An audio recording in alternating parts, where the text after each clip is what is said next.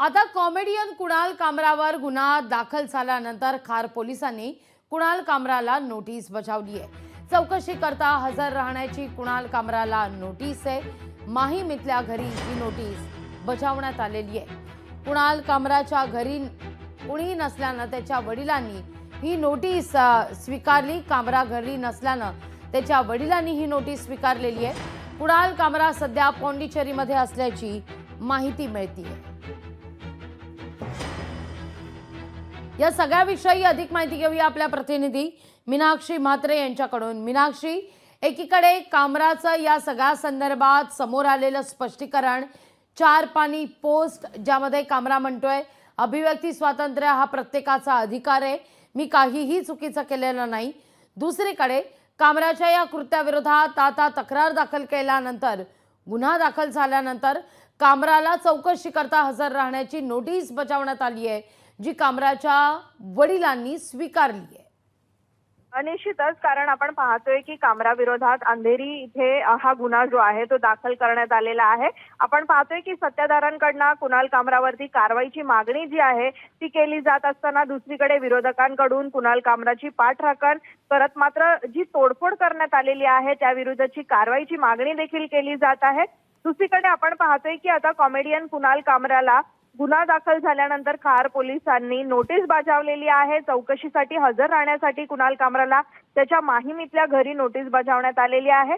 सध्या आपण पाहतोय की कुणाल कामरा हा तामिळनाडूमध्ये असल्याचं कळतंय, मात्र या नोटीसीला कुणाल कामरा कशा पद्धतीत उत्तर देणार, मात्र चौकशीसाठी हजर राहणार कशा पद्धतीत आता या नोटीसीला कुणाल कामरा हे उत्तर देतं याकडे प्रामुख्याने लक्ष राहणार आहे। पण सध्या आपण पाहिलं तर त्याचं एक स्टेटमेंट जे आहे त्याने फेसबुकद्वारे पोस्ट करून माहिती जी आहे ती दिलेली आहे। कारण माझ्या सोसाठी आपण पाहतोय की हॅबिटेट हे जबाबदार नाहीये, म्हणजे ज्या ठिकाणी ही तोडफोड झाली त्या ठिकाणचं हे जे परिसर होतं ते जबाबदार नाहीये, ते हॉटेल जबाबदार नाहीये आणि त्या ठिकाणी तोडफोड केली। मात्र मी जे काही बोलतो आणि जे काही करतो यावरती कोणाचाही अधिकार नाहीये, कारण नेत्यांची आणि राजकीय व्यवस्थेची जी खिल्ली उडवणं हा कायद्याचा विरोध नाहीये असं देखील कुणाल कामरा बोलतोय। तर दुसरीकडे कोणत्याही कायदेशीर कारवाईसाठी मी तयार असल्याचं देखील त्यांनी म्हटलेलं आहे या स्टेटमेंटमध्ये।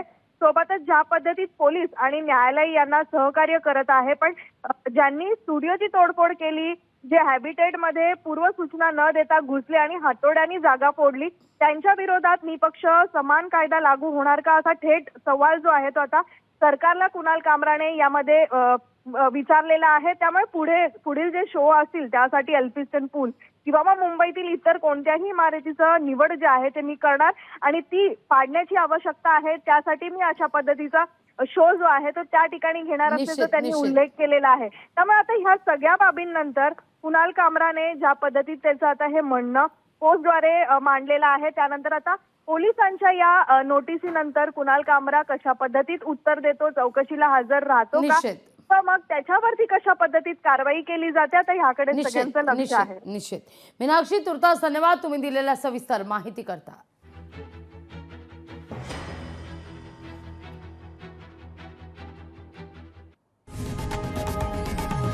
लोकशाही मराठी ऐका, पहा, जागरूक रहा।